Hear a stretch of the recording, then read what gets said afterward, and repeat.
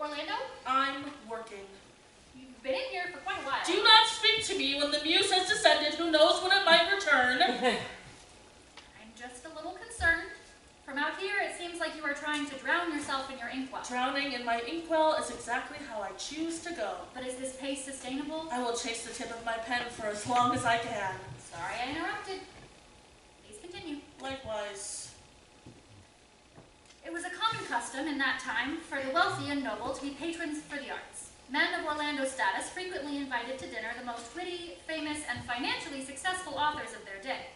Orlando, hoping to launch into the literary lifestyle himself, invited Nick Greene.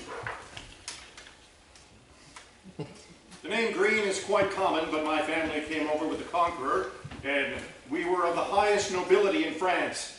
In fact, they gave their name to royal borough of Greenwich. Unfortunately, they come down in the world a bit, but I have a few cousins who are baronets in the north. Titles, piss on them. Of course, only those with titles can really say that. A title may be granted, may be taken, may belong to a long-dead ancestor more than you, but writing is a way of life. It is... Writing? So you want to be a writer, is that it? Well, yes. Let me tell you something about being a writer, lad. The tirade that followed need not be retold in detail. Nick Greene dropped the fine gentleman airs he had worn and launched into one of the longest, most intricate, most passionate, and bittersweet stories that Orlando had ever heard, save from the lips of a jilted woman, about a play of his. My play was a stroke of genius, the like not seen since the days of Euripides. Another author. Stinking half-witted hack who calls himself a poet. And another critic. Is no man. He's a cunt. A cunt, I say. Of the nature of poetry itself, Nick said little, apart from... Poetry is harder to sell than prose, and though the lines are shorter, it takes longer in the writing. So the talk turned to the state of the literature of their age. So you see what it has come to. The art of poetry is dead in England.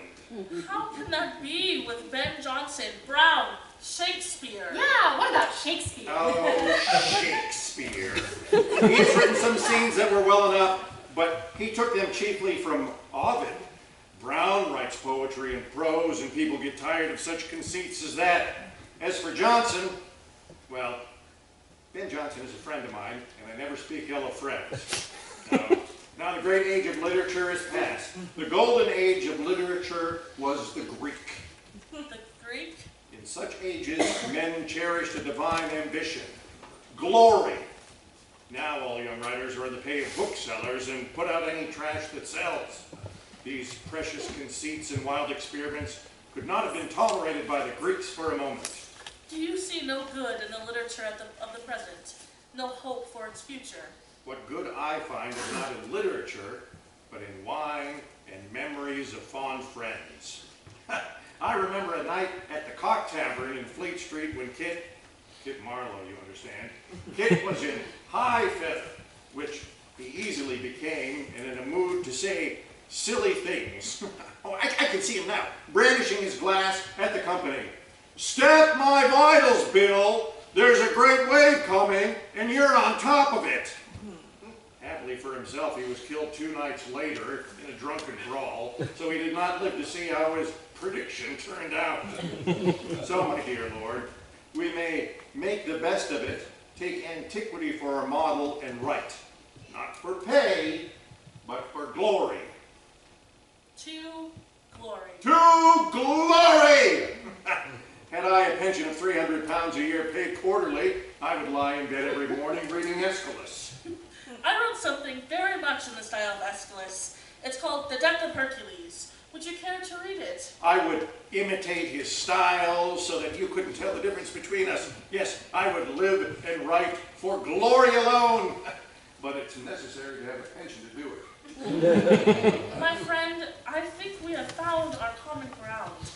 You may help me by critiquing my most recent poems so that I may improve, and I may help you by granting your pension.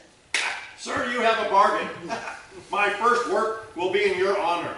A noble lord at home. A visit to a nobleman in the country. It will have some such title as that. Yes, to write for glory. At home, Orlando continued writing. He would try to think for half an hour, or was it 2 years and a half, how to say in so many words what literature is. Good morning, my lord.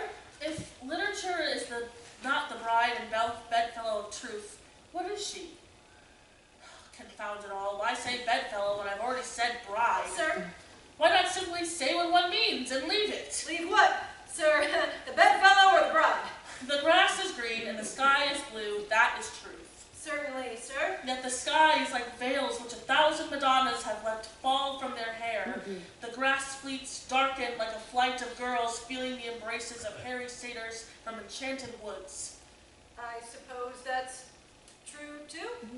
I don't see that one's more true than the other. Both are utterly false. I wish I could ask a poet what to do. You can. I have written... I mean a true poet. One who has verses published in London. Someone like Nick. Sir, I picked up a copy of Mr. Greene's latest poem. It was one of the last copies in the stalls this morning. Read it to me.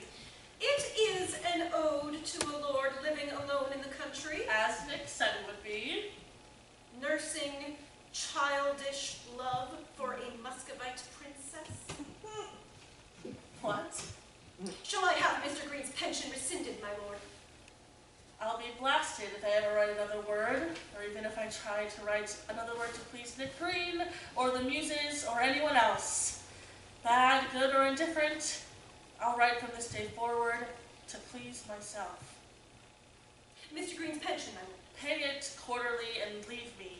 I am done with men. Orlando burned over 70 of his works. There were 29 tragedies, 15 histories, and 35 poems. Some were in French, some were in Italian. All of them were romantic, and all were long. The only poem he retained was The Oak Tree. He fell asleep to the sounds of the fire.